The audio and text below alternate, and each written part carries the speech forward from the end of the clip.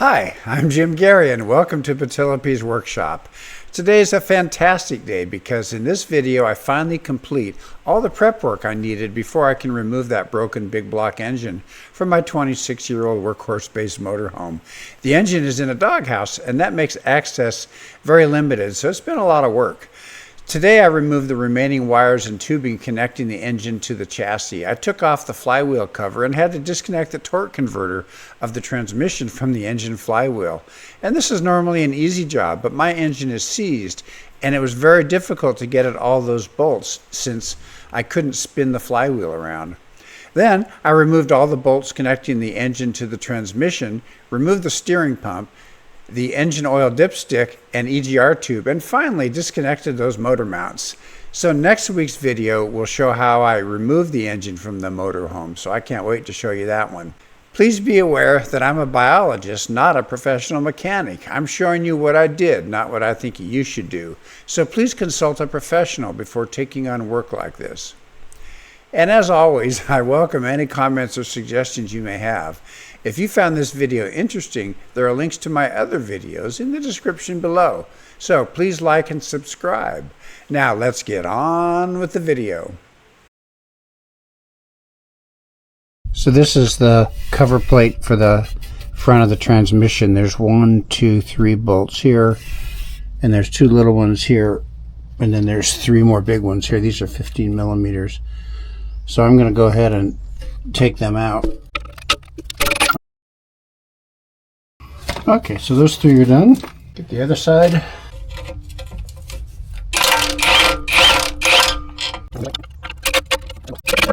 So here it comes.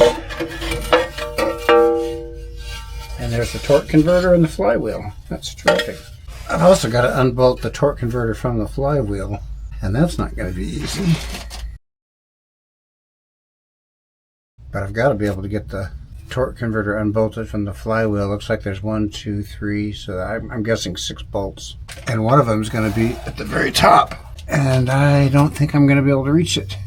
We'll see. It'll be easy to get the bottom 5 out. The top one's way up there. So this is the front of the transmission from underneath, and where my hand's going here was a plate that covered the torque converter. And the torque converter is connected to the flywheel via 6 of these bolts here, and I believe they're 15 millimeter. Unfortunately, with 6 of them, since I can't turn the engine over because the engine's seized. Normally what you do is take the bottom 2 out, turn the flywheel with the engine over a little bit, and to get at the other bolts. As it is here, I can get to one up here, second one here, third one here, and a fourth one there. But I believe there's 2 more that are hard to get. I may have to loosen the engine from the transmission and slide the engine forward a little bit so I can get at those upper nuts. But let's just see. I want to just see how tight these are. So I've got my 15 millimeter wrench on this one here. So I looked it up in the manual, and it says these are supposed to be 41 foot-pounds. So here goes the bigger pipe. There it goes. Wow, that's supposed to be 41 foot-pounds, and man, that was way more than that. So they do come loose though, so it's going to be a lot of work to get a long enough wrench up into the top. Again, I'm not taking any of these off yet. There. Okay. Okay, so they do come loose. They're just, I think that one was just on super tight. So any bolt I reach, I'm going to have to reach from down here. But we'll worry about that when we get there. So I bought this really long. It's a 15-inch long, but 15 millimeter socket, and I'm going to see if I can't reach that bolt, which I just did, and now see if I can't. There it goes. I got it loose. So I broke that upper bolt loose, and now this wrench, the other end, is a ratcheting end. So I'm going to see if I can't get that on there, that bolt to come out. Now I'm not sure if you can actually see that, but I've been working that bolt off, and it's up here. I can't do it with the camera on. It's just too hard to hold the light.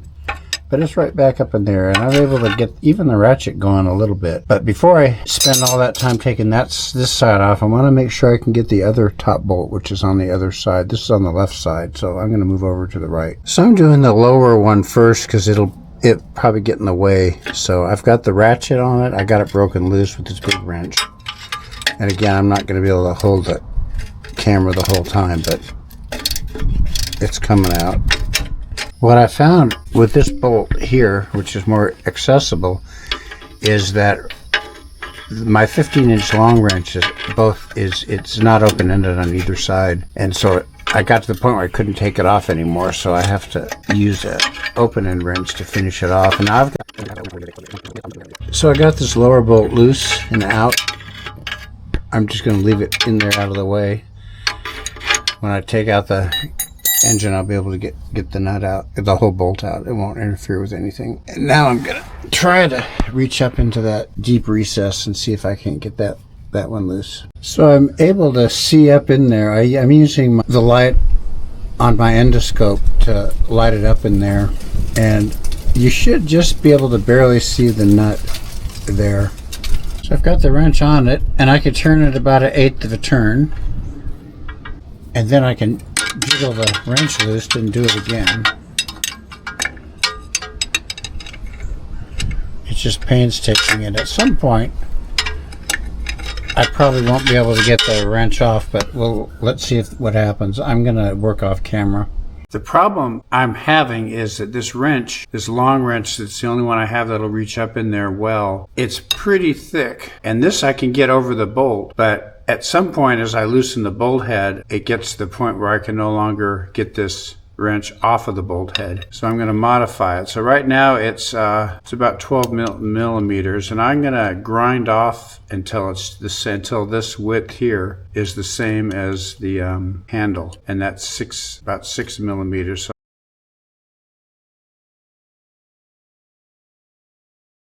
So it's much thinner. So I'm going to go sand this off, make it smooth, and we'll go back under and see if I can't get that bolt off. So I was able to get the wrench on it, so let's see what happens. It's really loose. You'd think I could get an open-end wrench up in there, but I couldn't.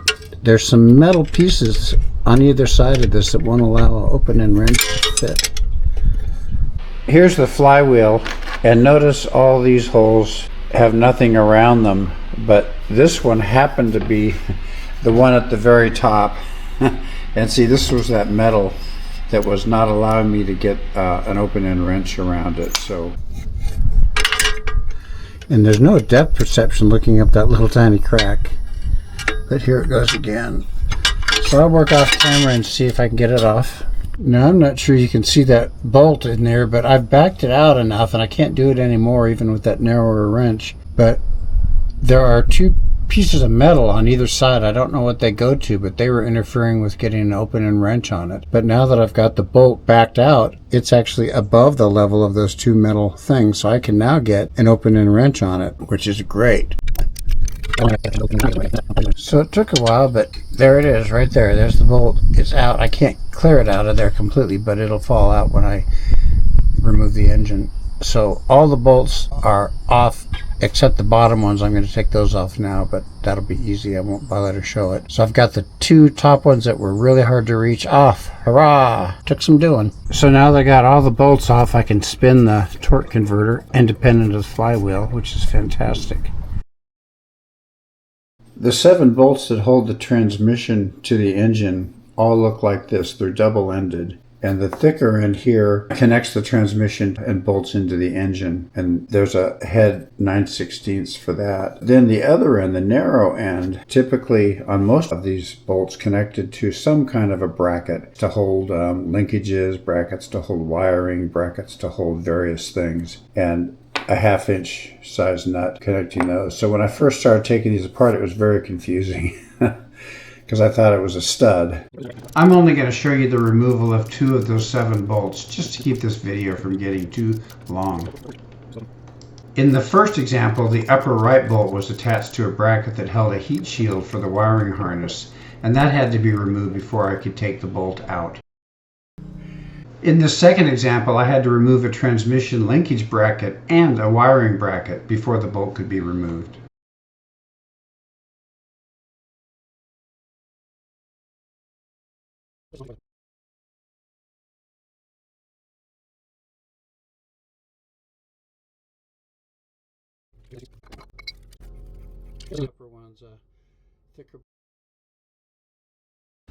So here's the engine in the doghouse, forwards that way, and I've managed to get all the wires away, everything's disconnected. This is in the RV. We're in the doghouse moving forward. I found the bolt. I think it was the bolt that holds the bottom of this bracket. So this is a big bracket that's it's a bracket for both the AC condenser pump as well as steering fluid pump. And I'm pretty sure that's the bolt I couldn't get at before. Yep. So I've got it loose, and I think this is all that's holding it there. And this top hat type bolt, one of the longer ones. After I took that bolt off the steering pump, I found this nut right here, and it's on a bracket that goes out to the steering pump. So I'm going to take that out. I could take either nut out. So I crawled way down underneath and got this little bolt that had a 9/16 head, and that's unbolted the bottom bracket from the steering pump. So now I should be able to just pull that steering pump out. It's got to come out. There's a stud there, so it's got to come out along the stud. Yeah, it's gone. So here's the whole thing. The AC compressor was mounted up on top, and as you can see, it's all one cast iron piece. And down here, that's where the steering fluid pump is, down there. And this is where I had to undo that last bolt. And notice I put a piece of plywood up in front of the radiator because I'm going to have to shift the engine, lift it up a little bit and shift it forward to get it off of the transmission. So that's just in case something bangs up against there. So we're inside the motorhome now, and we're looking down at the motor through where the doghouse would have been. This was dipstick for the engine oil, and I disconnected that in the bottom. I found a circlip, which I put back where it came from, but I should just be able to lift this right out of there. There it comes. So there's the dipstick.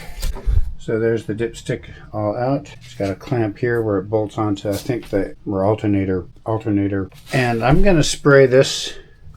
This is the EGR thing. I've been spraying it here and below. It fits into the exhaust manifold down below.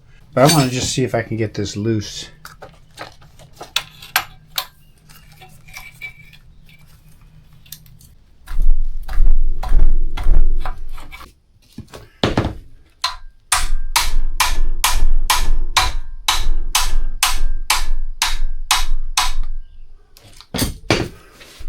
That's loose.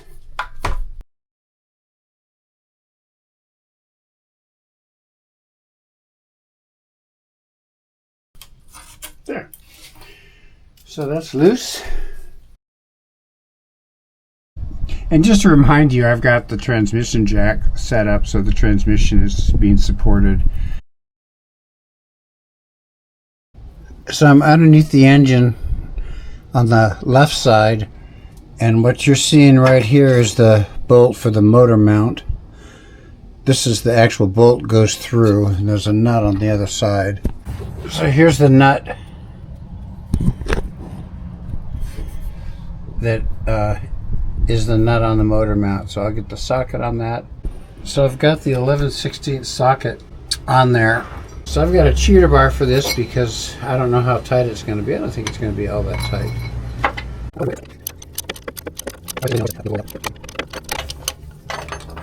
Yeah. I'm going to move the camera out of the way and get it off. So I got the bolt out. The nut came off pretty easily, and the bolt just slid out the other way. Thing on. I got the wrench on there, but I couldn't move it from below, so I'm now reaching in from above. So I'm up, reaching down through the doghouse.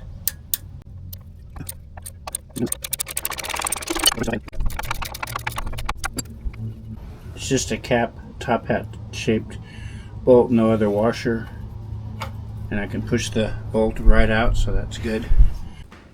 So I got the motor mount bolts in a bag with a good label, so I'll put those with all the other things I have.